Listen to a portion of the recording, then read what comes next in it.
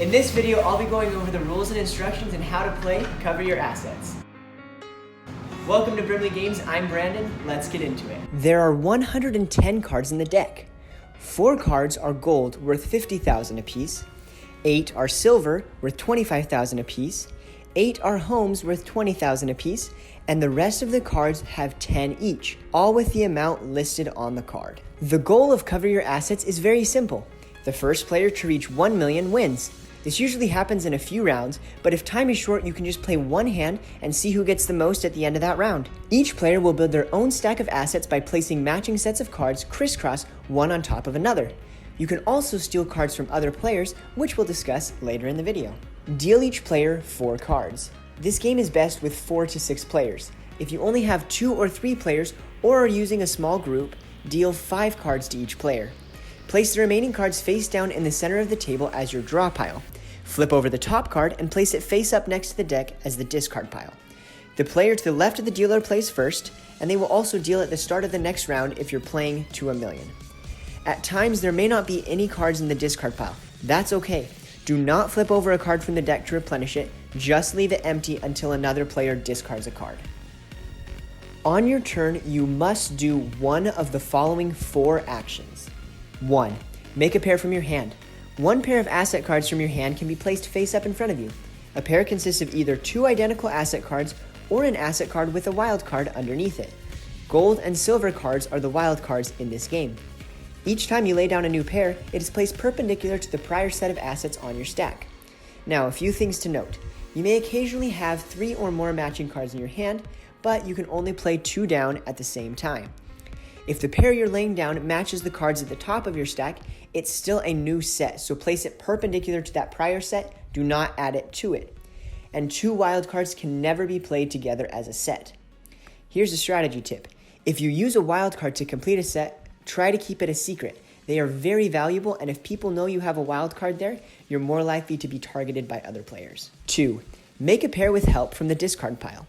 If the top card of the discard pile matches a card in your hand, or if you have a wild card, you may use it to make a pair. This is the only use of the discard pile. That pair is then placed at the top of your asset pile and must be played in the same turn. 3. Challenge another player to attempt to steal. You may challenge any one player in an attempt to steal their top set of assets. We'll go into this in a second. 4. Discard and draw. If you can't or don't want to do one of the first 3 actions, you must discard a card from your hand. After discarding, draw a new one from the draw pile. Even if this card would help you complete one of the first 3 actions, you will have to wait until the start of your next turn, as you can only do one of the 4 actions each turn. Challenging and defending. Here are some requirements that need to be met before you can attempt to steal another player's assets. You must have at least 1 set of assets in your own stack before attempting to challenge another player. The player you are challenging must have at least 2 sets of assets on their stack.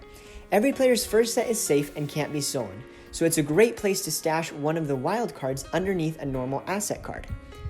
Only the top set of assets on a player's pile is eligible to be stolen.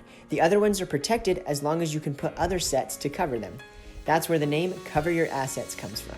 Here's how it works. On your turn, you can attempt to steal another player's assets by showing them a card that matches their top asset, or a wild card, which is a gold or silver from your hand. The challenged player may defend that set of assets by showing you a matching card for that asset or a wild card.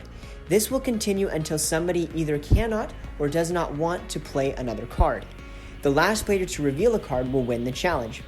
That player will take all of the cards used in the challenge combined with the set of cards being fought over. They will place them as the top set of assets on their pile.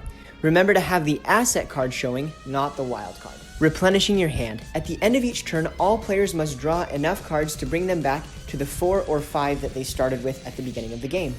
The player whose turn it was draws first, followed by the person that was challenged. Ending the round. Once the draw pile is gone, gameplay continues in the exact same way without the opportunity to replenish your hand. This means if you can't make a pair or steal, you must still discard 1 card for your turn. Once you run out of cards, the assets in your stack are still vulnerable to be stolen. This means that the final few cards are very important, so play them wisely. Scoring. After the last card has been played, each player adds the total face value of their cards. If you're playing only 1 round, whoever has the highest amount will win. If you're going to 1,000,000, these values are kept in a running tally round to round until somebody reaches that amount. If more than one player reaches 1,000,000 in the same hand, the player with the highest score wins. Thank you so much for watching. If you want to purchase this game, link in the description down below. Click here for more Brimley Games videos. Thanks, guys.